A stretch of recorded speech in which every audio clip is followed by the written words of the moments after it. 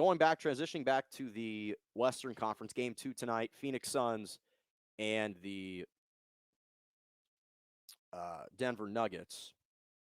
Such an interesting team. Phoenix, they've kind of been one of the beautiful stories this year.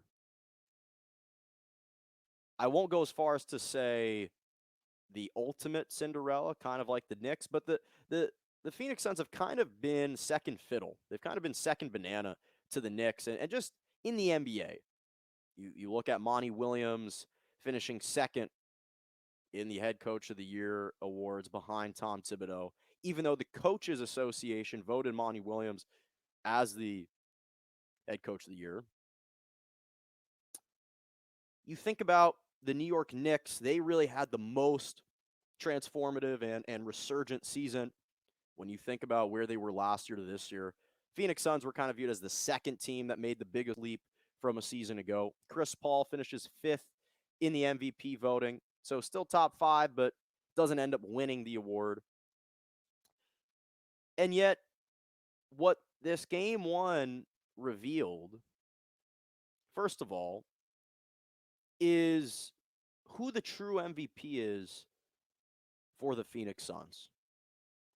Who the true MVP is for the Phoenix Suns, and that player is Chris Paul. It's not just the 21 points, 6 rebounds, 11 assists. But you look at this Phoenix Suns team, and you say, who would they be without Chris Paul? Well, we know what they would be without Chris Paul. They were a team that was barely scratching the surface of the playoffs last year. They finished in the 9th seed. As the 9th seed. Just missed the cut for the playoffs. Still a very good team, but you take this exact same roster, and you add Chris Paul, and now you throw Jay Crowder in, and all of a sudden, this team looks primed to make it to the Western Conference Finals and potentially reach the NBA Finals, because we know Devin Booker is the most talented player. That's undeniable. But Chris Paul is the leader. He's the captain. He's the player that everyone galvanizes around. This is the true leader. And you look at how they fared against the Lakers in the games that Chris Paul was at least 50% or better and played at least 20 minutes. They won those games. Now, today is not the day to use excuses, plant excuses for the Lakers with Anthony Davis being injured, LeBron James being injured, yada, yada, yada. I'm not going to do that today, giving credit to Chris Paul. His presence alone is what helped catapult them ahead of the Lakers. The games that he could barely play, they lost. And when I look at Chris Paul, sure, he hasn't won an NBA championship, but he's an ultimate winner. He wins everywhere he goes. Think about New Orleans. What the New Orleans Hornets at the time that he was playing there, what they were before they drafted him. They ended up reaching the playoffs a couple years with him. Then he goes to the Clippers. He resuscitates and adds relevancy to the Clippers. Goes to Houston, leads them, brings them within one game of an NBA Finals, on the precipice of reaching the NBA Finals.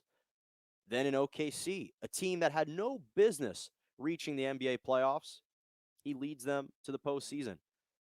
And he helps lead them to a Game 7 in a season in which they were trying to tank. He leads them to a Game 7 and nearly beat the Houston Rockets in the first round. So when I look at the Phoenix Suns and I think, who is the most valuable player, the guy that really will lead them to the promised land? Again, Devin Booker is the most talented player. No one's disputing that.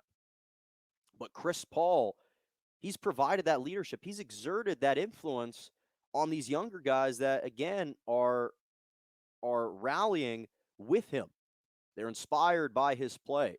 He kind of provides, I don't want to say a calming presence, because Chris Paul is a fiery player who demands a lot out of his teammates, but there is a certain poise that he plays with that I think rubs off on the other players. And this is what leads, for me, to who's the X factor for the Phoenix Suns, and really in this series, and that's Mikal Bridges. You look at this team, Mikal Bridges, who dropped 23 points 2 nights ago in the Game 1 win. This is a guy who's averaging 11 points per game on 40.5% shooting from the three-point line. He is that stereotypical and that prototypical, rather, 3 and D guy, a versatile 6'6" wing defender who can shoot the three ball in an efficient clip. Because when he scores in double digits, this team doesn't lose. In the 4 wins against the Lakers, Mikal Bridges scored over double digits. All 4 of those games they won. The 2 games that they lost, he scored 6 points in single digits. They lost both of them. And obviously, the Phoenix Suns are an extremely deep team, so I can understand why someone would think it's a little bit far-fetched to suggest that it's merely Mikal Bridges that's the X factor for the Phoenix Suns. But the reality is, because, yes, I get it, they're deep. They're an extremely deep team. Jay Crowder, Cameron Payne, Cameron Johnson, Dario Saric, DeAndre Ayton, Devin Booker, of course. They're a very, very deep team. But to me, Mikal Bridges provides that floor space that they need, provides that extra opportunity for guys like Chris Paul and Devin Booker to drive it to the basket. Obviously, Jay Crowder there too. I can't pick all of them, but I like Mikal Bridges as the X factor for this Phoenix Suns team, and that's why for tonight though. And actually, it's very similar to the Denver Nuggets, because to me, their X factor is Austin Rivers, who also has been averaging 11 points per game this postseason.